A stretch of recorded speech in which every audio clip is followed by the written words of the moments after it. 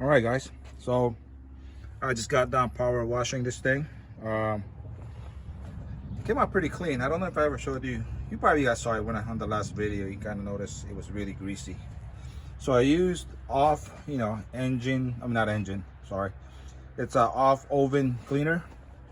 I think it works a lot better than gunk degreaser. I don't know why, but you gotta let it sit there for a minute. So power washed it. We're gonna go ahead and even clean the alternator. I'm gonna go ahead and get the relocator for this. We're gonna put that on, and then we're gonna see if we can have time to put the manifold on. But I might try to wire it first. Wire the alternator, starter, because this thing's gonna need the charge harness, which we're gonna make. So yeah, let's see. I'll be right back. All right, we're doing the alternator relocator. It is from Bully Boost Performance. Let me say I am no way sponsored by these people or any at all. I paid for this. Bought this from Amazon. 111 plus shipping. So probably cost me like 130, maybe 150, with shipping and tax. I didn't really, I saw 111, I hit buy it and check out. So yeah, okay, I went ahead and remove this. That one goes right there. This is gonna take its place. Let me see. See, it's kind of hard to position the camera for where you guys can see it. So, okay, guys, sorry. I mean, I got the tripod, but there's just no way I can fit it in here. But as you can see, I got that lower bracket on. I went ahead and replaced the Allen head with factory bolts. I just like factory, so that way if ever we have to service this, I don't have to find Allen. I don't have to go back to the toolbox and get an Allen head. I can just, the usual 10, 12, and 14, right? So the alternator will bolt on the bottom. So let's bolt the thing right here. So that one, let me put it on the tripod so you can see what's going on. Okay, let me see. There you go. Time to install this guy. On the instruction, basically says you mount it like this. If it's flush mount, use the smaller of the bolt. Now sometimes, I guess on some brackets there will be gap, so use the spacers that comes with the kit and a longer bolt.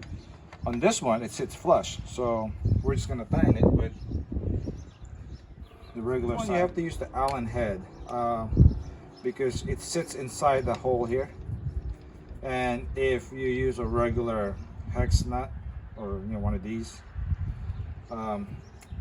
you won't be able to get a wrench or a socket to tighten it. So this one you do have to use that. So just drive it in.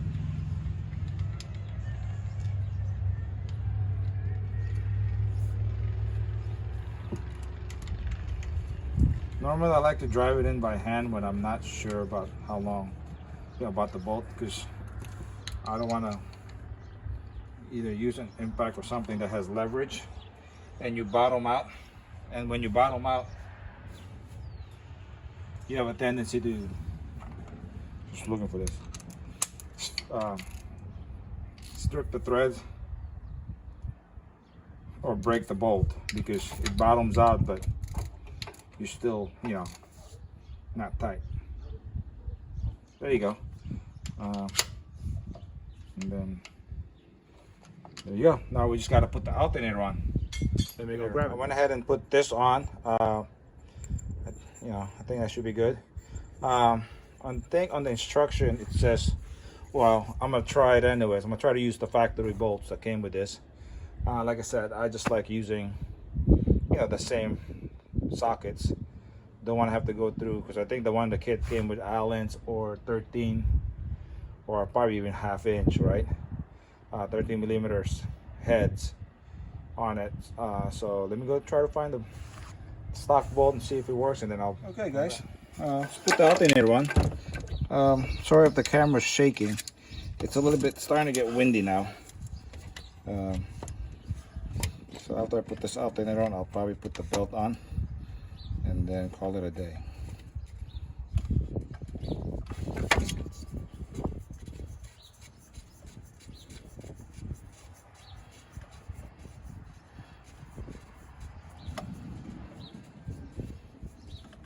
All right, let's leave a little bit of room like that so we can put the other knee on.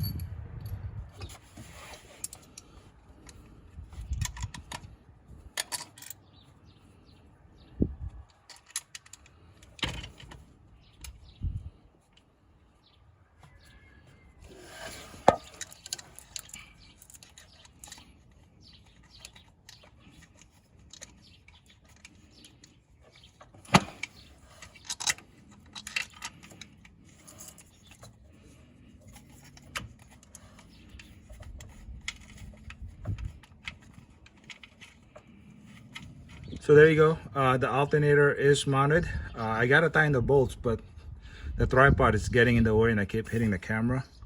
So let me tighten it and I'll put the belt on, and then I'll be back and let you know what I think of this bracket. Okay, folks, there you have it. It's all done. Everything's tight. The belt is on there tight. You know, so, and this is tight right there. My opinion, I mean, I like it. You know, hopefully it doesn't chew up the belt because the teeth feel a little sharp.